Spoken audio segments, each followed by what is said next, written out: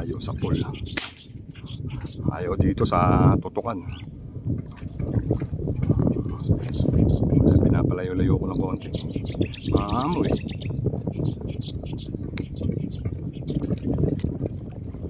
Ganda na ng sukat eh.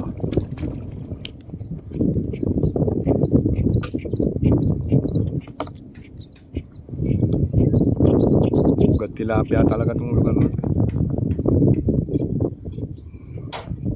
Ito yung maraming kangkong dati na humuhuli kami ng marami.